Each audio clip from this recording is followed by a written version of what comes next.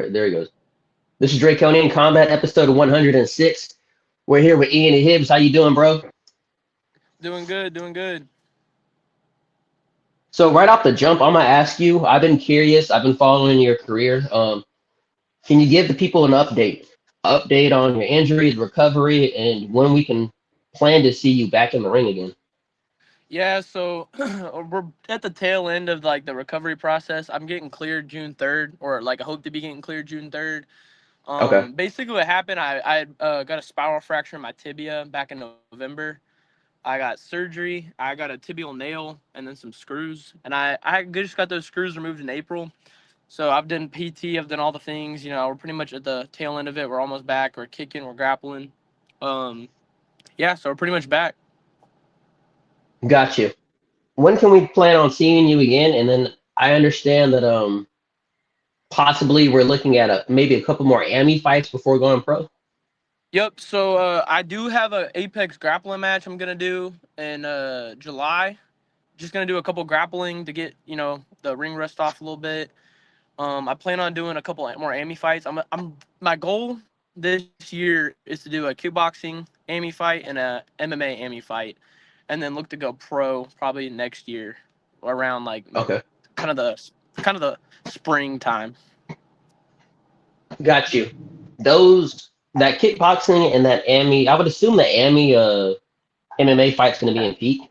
Is that kickboxing bout going to be in Peak, or is that going to be on a different promotion? You think? So I had talked to Peak. I want to go pro for Peak, to be honest. So I might go to some other promotions and try to stack some belts from other places.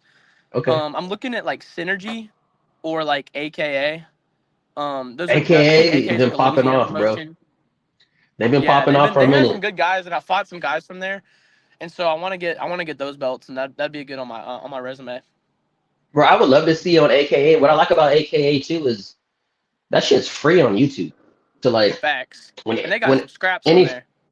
they do, and every time there's a fighter that come on the show or a fighter that I know that's fighting on that promotion, I just watch it on YouTube. You know what I mean? So it's very easy to Facts. access, and yeah, very easy to access. And the competition I would say is pretty decent. There's not a bunch of scrubs on there. No. I don't think it's at the level, in my personal opinion, I don't think it's on a level as Peak, but I believe the competition is respectable Facts. in the And that's what it in was. AKA. Like, it's really just about the people there. Like, there's the 135 champ at Synergy and the 135 champ at AKA. Those are both two really, in my opinion, like high level guys for amateur. And I'd like to test myself against those guys, before I go pro. And that's what I really want. Like, I was supposed to go pro, and now that I'm gonna do a couple or more AMI fights, I want to do some like basically blowouts. Like, we're going the hardest fights we can find, get that ring rust out of here, get that, that time off, and just get that confidence back so we can get some momentum before my pro debut. Got you. Where does a lot of that energy come from? Because you don't hear, in my personal opinion, I see a lot of fighters padding records or fighting fights that are easy. Um, where do you get that energy from? Where you want to fight the best of the best, man? It's more like, as an amateur, if you're not fighting hard fights, like, what are you doing? It's like amateur is all about education for yourself and fighting. Like, it's about, I need to fight every type of style. I need to fight a striker. I need to fight a grappler. I need to fight a power puncher. I need to fight a guy who goes to the distance, a guy that's durable. And so if you're fighting guys that are just easy, that doesn't make, like, as a pro, I can see your first three fights, you want to get highlights, you want to get to the show. But as an amateur, you want to get experience. And so that's what I want. Like, I want to go into my pro career knowing I've seen just about everything I can see. And so I can go in there with confidence. You know what I'm saying? I hear you. Now I know in the past you've acquired a belt from 135, 145, and 155. Yes, sir. I know that you expressed that 155 is a little too. I don't know if you said that specifically, but I would assume that the way that fight worked out is that your opponent didn't show up, his opponent didn't show up, so y'all fought, but you ended up Yeah, winning the fight. it wasn't a planned thing, that's for sure. Yeah. So going forward, do you see? I wouldn't expect you to fight 155, but do you see yourself kind of dibbling and dabbling in that 145 division possibly, or do you For think you're just sure. gonna focus on that 35? I'm a big 135er. I walk around like 165. So it's a pretty big cut for Okay. me to get to 135. But I like that weight class because I still feel very fast. I feel very strong, and my cardio is pretty good at 135. I wouldn't say I'm a full 145er because I train with 145ers and they cut from 175, 170. So I think once I start getting the high 60s, maybe 170, I might go to 45. But I can see myself going to 45 again as a pro. I think I'm still gonna grow too. I'm 20 years old, and I still think I'm gonna like put some more muscle on and a little bit more height, possibly. But right now, 135. I'm gonna do kickboxing at 145, Miami kickboxing, so I don't have to cut the 35 just for a kickboxing fight. And it doesn't matter as much in just the striking without the grappling. But when I fought at 55 and 45, I definitely felt the weight a little bit in the grappling. Right. I would expect that too. And like going off what you just said, you know, you're young, you're 20 years old, and eventually at some point, I would expect that you're gonna have a full career as a fighter. So eventually at some point you're gonna grow, you're gonna have that old man strength, you're gonna grow into your body, you know what I mean, fill out. And Yep. maybe somewhere down the line, you know, that 145 division is gonna be right there for you, and you're gonna feel really comfortable in that division as well. 100%. So yeah, I look forward to seeing it. I love that you were able to do so much as an amateur. That's why I'm excited for your pro career. Yes. Moving on, let's talk about the gym you train at. Texarkana Combat Sports. Yep. How was the vibe there? How was it training there? And what would you say? I guess this is like a three-part question. Yeah. How's the vibe there? How's it training there? And how would you say it is training under Craig? So the vibe, it's definitely good. We have all types of people there. We have guys like myself and guys like Ja'Cory and Larry and guys like Trey who are trying to make a career out of this, who are fighting, we're competing, we're out there getting it. And then you have the average Joe that comes in and they can come in and be safe. They don't have to come in and worry about getting beat up by like professional fighters. They can come in and go with guys their level, go with guys better than them and go with guys under them and feel safe to get better. It's just an all around good vibe there. We're all trying to help each other get better. No one's really like toxic there. I will say on our sparring days we do get we get competitive for sure when we're in fight camp and stuff like that. Right. But that stays between the fighters and the guys who compete or the guys that want to compete. Training under As it should.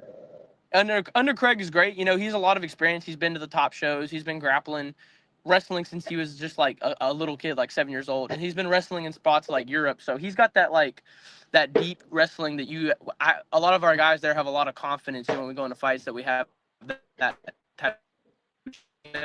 And then it's just a good vibe. How would you say that Craig's philosophy is with training? I was able to look at some of his videos and stuff like that.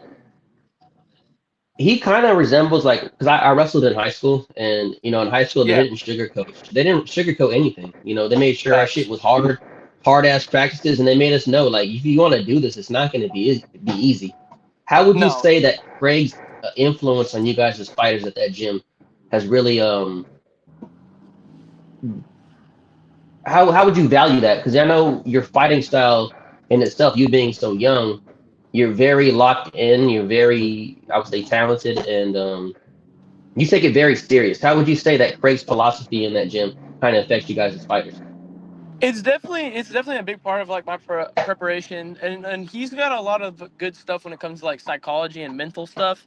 And also, a lot of people don't know, I've been training with him since I was 7. So even from not even a technical standpoint, he's been in my ear since I was a little kid. And in my ear when I'm under high pressure situations, when I'm extremely fatigued, when I'm extremely tired, when I'm under a lot of pain.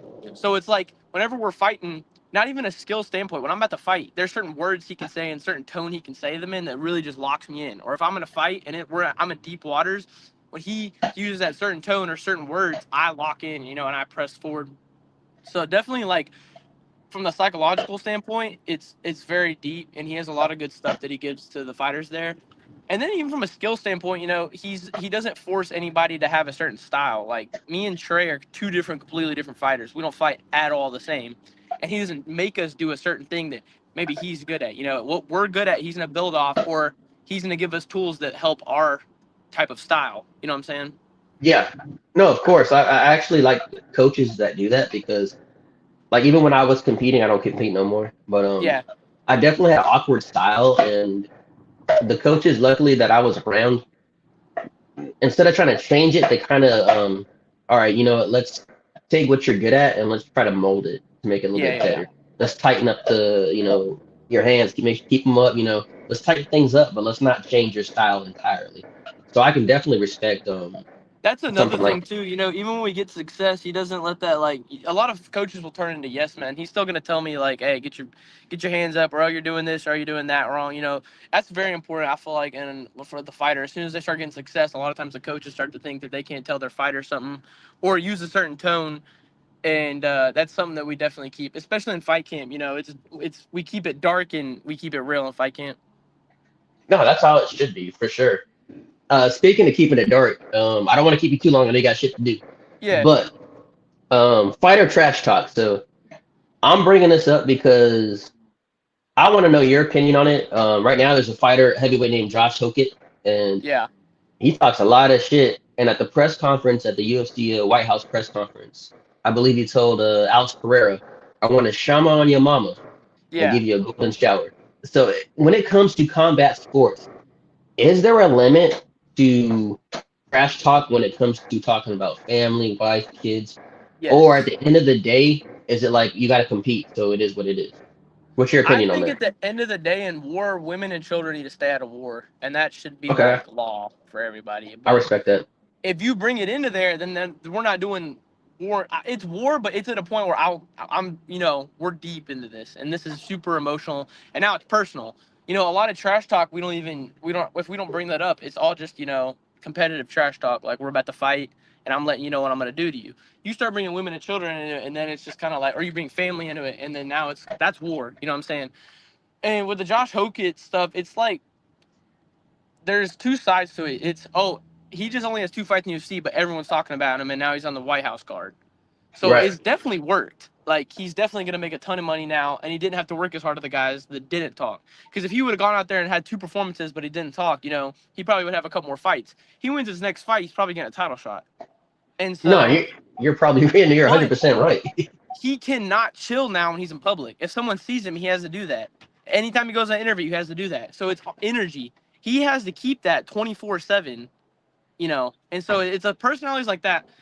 Um, it's like you have to maintain that 24/7. You know what I'm saying? No, I agree with it. And he also has to, even if it is an act, I feel like you have to be on edge too because you have to be prepared to live by your words. So somebody Facts. that doesn't care that it's an act and they see you in public, you might have a confrontation with them. You know what I mean? So it's And no different it than brings so cover. much more pressure to the fight. Like you have to win now because you just said the most insane stuff to bro, and you have to win now. No. That's facts. It's 100% facts. And I don't want to keep you too long. I know you got shit to do. Yeah, I got like UFC five or White six House. more minutes. UFC White House. Let's talk about that real quick. I want to get your opinion on the main event and the co-main event. So for the co-main event, we got not Alex Pereira, Ilya Topuria versus Justin Gaethje. What's your Dude, opinion on that fight and who's gonna win? okay, well, over the last year since the Volk fight, I've been Ilya Taporia Glazer now, and it's just I've been stealing so much moves from him and like so many philosophies in fighting. I'm going Ilya, obviously. It's just like if you go back and watch the Gaethje Patty fight, Gaethje's just like gone complete old Gaethje. You know what I'm saying? Like he Yeah, fights the way he used to now, complete disregard for defense, and facts. I just don't think it's gonna go good for him. But I will say this: it way crazier things have happened. Gaethje could go out there and sleep him. Gaethje could go out there and make him tired. Because one thing I will say is, when Charles fought Ilya, he made Ilya look a little overwhelmed right before the knockout because he was putting so much pressure, wrestling heavy. So if Gaethje can go out there and put heavy pressure and wrestle and kind of inside box and use those calf kicks, I think he can survive a round and get Ilya a little tired. But I just see one of those ugly exchanges. It's gonna be like the Charles fight. It's just gonna be a couple of those exchanges, and then Eli's gonna fall over dead. I mean, sorry, Gaethje's gonna fall over dead. Um, No, yeah. My bad. What were you saying? no, and then the co-main, that's interesting. That's really interesting, and it's also one of those things where it's Alex Pereira become the first three-weight champ, and that's gonna be like that's history right there. And that's I've never seen someone just take the MMA game by storm like Alex. Like Bro, double two-weight champ, beats everybody he's going against. And I hate when people say he's been fed the right opponents against strikers. Like it's like people don't shoot on him. It's just like people just don't shoot on him. I mean, Strickland could wrestle. He didn't shoot on him. Ankalaev, he didn't shoot on him as much as people thought he would. I don't know why, but you can't say that he's been given the right opponents. And so, yeah, Alex Pereira, that's like, he's got a good chance of beating Gon, in my opinion. Because, I don't know, if Gon wins, it's going to be a decision. And I feel like if Alex wins, it's going to be a knockout. No, for sure. I think he can put heavyweights to sleep, for sure. No, for sure. I think he still acquires that power. Alex Pereira is an anomaly. Yes. I think he has like 8 or 9 fights as an MMA fighter. Like, it can't be that much, bro. He's like 12-1 or 12-2. Yeah, which is crazy. And I was talking to my homie the other day. Like, you have these fighters who, like, and I'm not talking down on these fighters. I like them a lot, but you have fighters like Bobby Green or King Green, Kevin Holland. You know, I could say Tony Ferguson before he kind of needed to stop fighting. These fighters are fighting so many fights, and they're making really good money, but they got to put in so much work, so much damage. And Alex Pereira, he doesn't have to do that. And then when you look at the records, when you see the people that Alex Pereira's fought compared to, you know, their resume, it's a little bit different. So yeah, Alex Pereira, I would say he's an anomaly in MMA. I believe he can catch Sorgon. Same. I'm just curious to see how he moves around as a heavyweight. We've seen how Cyril moves around as a heavyweight. You know, he kind of bounces around a lot. It's going to be interesting seeing them both strike. I don't know if there's going to be much grappling. It might just be all striking, very technical. That's what I'm thinking too. So I'm really curious to see how Alex Pereira looks moving up to the heavyweight. If he's still fluid, if he still packs that speed. I know he's going to pack the punch, but does he pack that speed that he needs? So I'm really interested about that fight. For sure. So we are at 17 minutes right now. All right. Before I close the show, is there anything you want to say to anybody watching? Shout outs. Let the people know when your next fight is and everything like that, bro. Shout out to everyone that's been with me. You know who you are, who's been with me through the injuries. You know, I love y'all. A lot of people have dipped and a lot of people have stayed. It's been like one of the hardest things I've gone through for sure, this injury. But we're almost through it.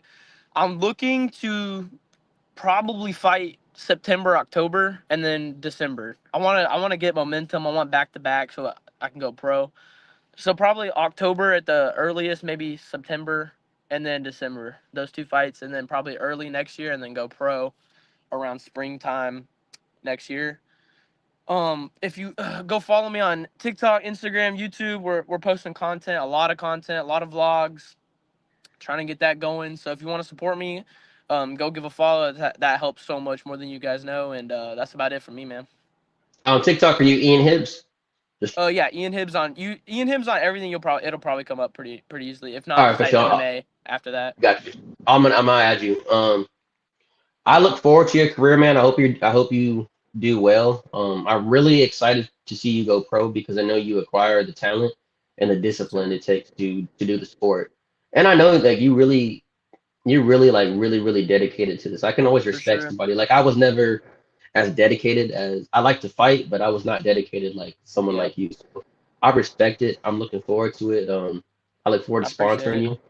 And bro, this is Draconian. Yeah, no problem. This is Draconian Combat, episode 106. Ian Hibbs. We're out. Hopefully we have you back on, bro. I appreciate it. Thank you for having me on. No problem. Peace. See ya.